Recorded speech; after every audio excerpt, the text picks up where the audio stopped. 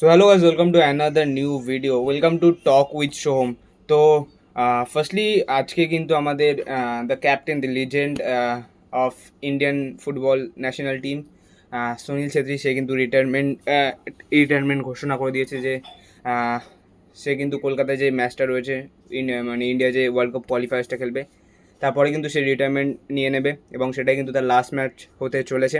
তো great career and অসাধারণ কিন্তু ডেডিকেশন ছিল আমাদের ইন্ডিয়া টিমের প্রতি। এবং সুনীল ছেত্রী চলে যাওয়ার পরে একটা কিন্তু স্পট ফাঁকা হয়ে গেলো, সেটা হচ্ছে কিন্তু ইন্ডিয়ার নাম্বার নাইনের জায়গা। এবং ইন্ডিয়ান নাম্বার নাইনটা কিন্তু প্রচণ্ড একটা কী বলে ওটাকে, মানে আমরা কিন্তু সুনীল ছেত্রী পরে কোনো পিওর নাম্বার নাইন পাইনি।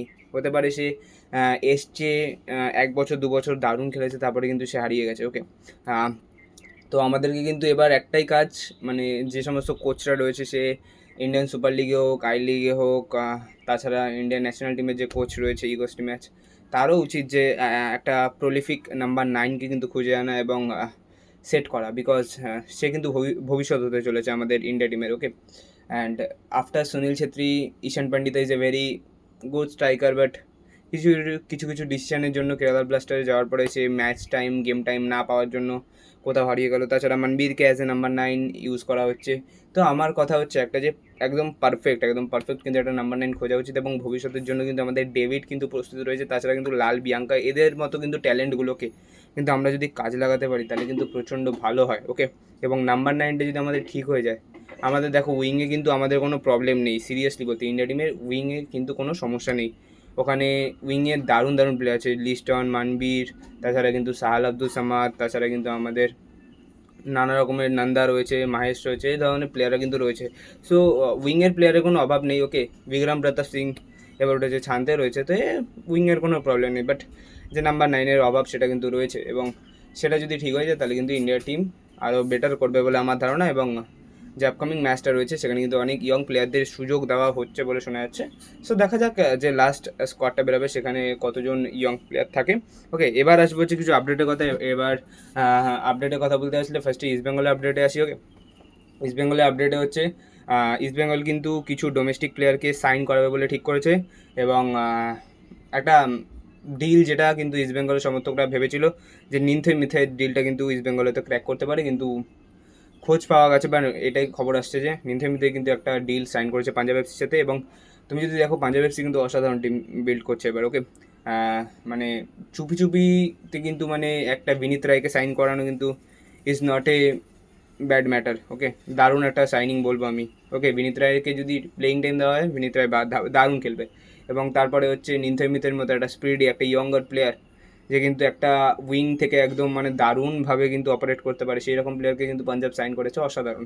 এবং আই থিঙ্ক ইস্ট বেঙ্গলে কিন্তু যে সাইনিংগুলো তাদের চোখে রেখেছে, ওকে, যেমন আলেক্স সাজির সাইনিংটা হয়তো হয়ে যেতে পারে। তাছাড়া তাছাড়া মাকান ছোটের ডিলটা কিন্তু এখনও পর্যন্ত আটকে রয়েছে বলে শোনা যাচ্ছে। এবং আরেকটা খবর বেরিয়ে আসছে যে ইস্টবেঙ্গল কিন্তু যে সমস্ত ফরেন প্লেয়ারদের আনতে চলেছে এবছর, ওকে, তাদের সাথে কিন্তু কথাবার্তা মোটামুটি কমপ্লিট করে ফেলেছে। এবং শুধুমাত্র কিন্তু ট্রান্সফার ফিজের জায়গায় কিন্তু সেটা আটকে রয়েছে।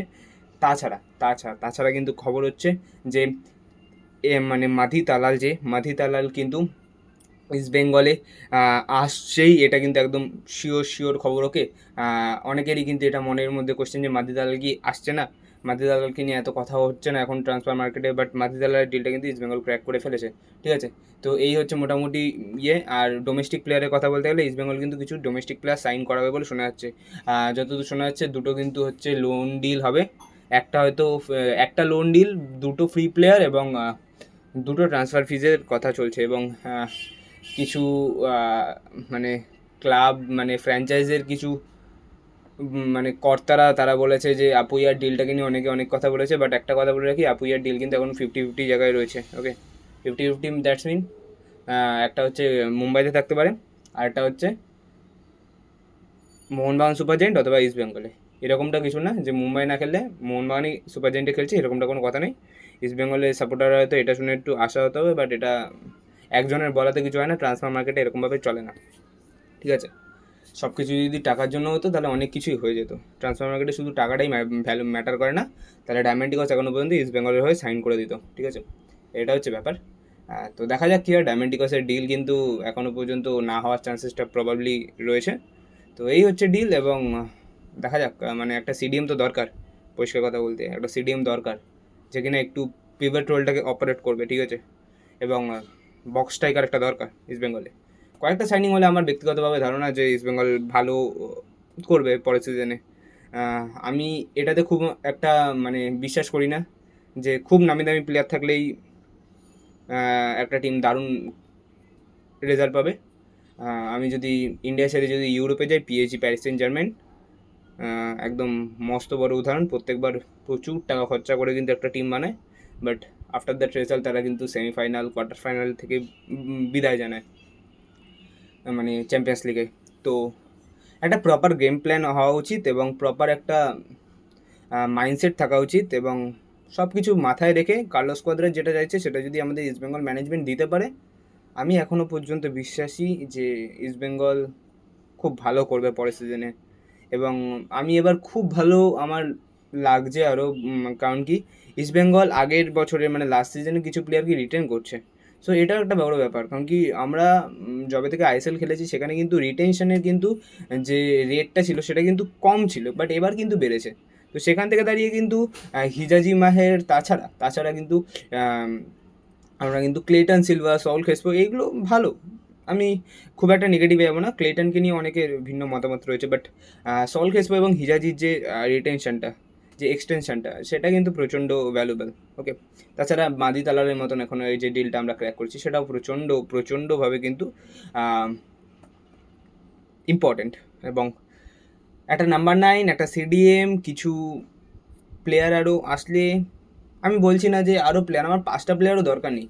ঠিকঠাক জায়গায় যদি 3টে প্লেয়ার যদি সাইন করিয়ে নিই, এবং কিছু যদি আমরা রিজার্ভ বেঞ্চ থেকে নিই, রিজার্ভের টিম থেকে অনেক ভালো ভালো প্লেয়ার রয়েছে, নাসিব রয়েছে ভালো প্লেয়ার, অনেক জোসেফ ভালো প্লেয়ার, এবং আদিত্য পাত্রের জায়গায় যদি আমরা ইয়েকে নিতে পারি, কী বলে আমাদের রনিত তো ভালো করছে, রনিত আই থিঙ্ক আইএসএল টিমে ছিল আগেরবার, এবং গৌরবকে যদি আমরা নিতে পারি, দারুণ দারুণ প্লেয়ার, একটুখানি এক্সপিরিয়েন্সের অভাব, বাট কার্লোস কোয়াদ্রাতে আন্ডারে যদি খেলে ভালো হবে।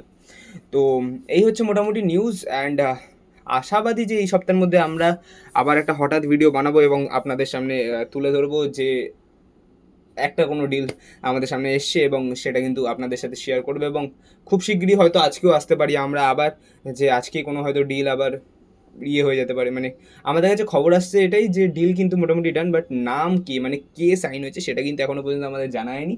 তো আপনারা আশা রাখতে পারেন, আপনারা একদম আশা রাখতে পারেন যে আগামী এক সপ্তাহের মধ্যে কিছু কিন্তু ডিল, একটা দুটো ডিল কিন্তু সাইন মানে কনফার্মেশনের খবর কিন্তু আপনারা পেয়ে যাবেন। তো এরকম খবর জানতে অবভিয়াসলি সাবস্ক্রাইব করে দেবেন আমাদের চ্যানেলটাকে টক উইথ সোহম, এবং লাইক করতে ভুলবেন না। এবং ফেসবুক পেজ থেকে যদি দেখে থাকেন, অবভিয়াসলি ফেসবুক পেজটাকে লাইক এবং ফলো করে দেবেন। তো দেখা হচ্ছে অন্য কোনো ভিডিওতে, অন্য কোনো লাইভ স্ট্রিমে। সো ভিডিওটাকে ভালোবাসা দিন, এবং দেখা হচ্ছে অন্য কোনো ভিডিওতে। জয় ইস্ট বেঙ্গল।